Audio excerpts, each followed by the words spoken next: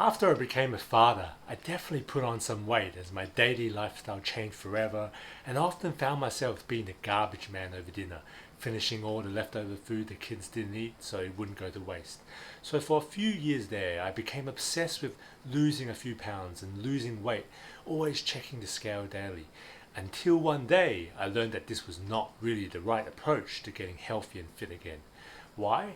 Because weight by itself is like saying you like music. It doesn't tell me whether you like classical music or jazz or pop music.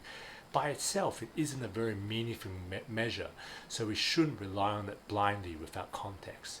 Instead, I want to teach you about 4 key measurements which are far more specific in helping you track number 1, your body shape, your external, and number 2, your health and fitness levels internally. And these are exactly the same stats which I'm tracking myself at home, so let's get right into it. So first of all, the reason why weight itself is not a very informative measure is because when you say you want to lose 10 pounds and say you do, you have no idea of knowing whether those 10 pounds were mostly water retention, or was it fat, or worse still, was it muscle loss as well. Weight just doesn't give you the full picture.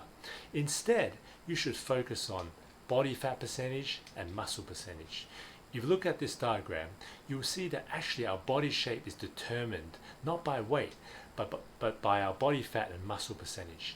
Each body shape corresponds to a body fat percentage. So if you're looking to achieve a specific body shape, for example, when I started, I wanted to get a six-pack, I knew I had to reach like say 10 or 12% body fat.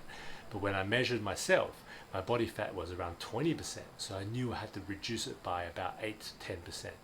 If instead you're like, well, I don't need a six-pack, I just want to be healthy and look, in decent shape, then as a male, you'd aim for around 17% body fat and so forth. Now, this very famous photo shows this concept even more clearly. You can have the same weight, but if your body fat and muscle percentage changes, your body shape can look totally different. This is because muscle is far more dense and toned than fat. So as you've worked out by now, less body fat and more muscle percentage will give you a more toned body shape, and will also be healthier because muscle helps you to burn calories and makes you stronger structurally, whereas too much fat is unhealthy for your body. So if you want to look better, or you're preparing for that beach body for summer, start focusing on decreasing fat percentage while increasing muscle percentage rather than obsessing over just your weight. Which is also why so many people talk about protein nowadays, because it's the basic building block for muscle. It's what's helping you reduce your fat. So I hope that's been helpful for you to understand that just measuring your weight is a really old-fashioned, outdated and misleading way to understand your body shape. And there's so much more that you can understand and put your mind at ease when you can track the right measurements, so that you aren't freaking out just because your weight hasn't dropped this week. It's actually likely that you've gained muscle, which is awesome. It will make you heavier, but it will also help you to burn fat. To keep things simple and digestible, I want to focus only on the external measurements today. In part 2, I will explain the 2 key measurements that determine your internal health and fitness. And that's quite detailed, so it deserves a video of its own.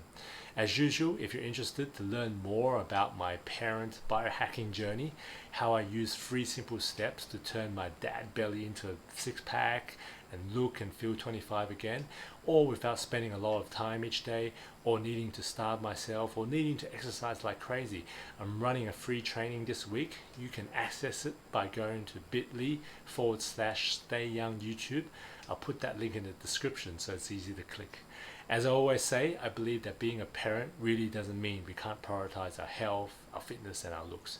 Indeed, our main priority in life should be to let our kids see the best version of us, because in the end, it starts with us. I hope you found this video helpful, and I'll see you in the next video.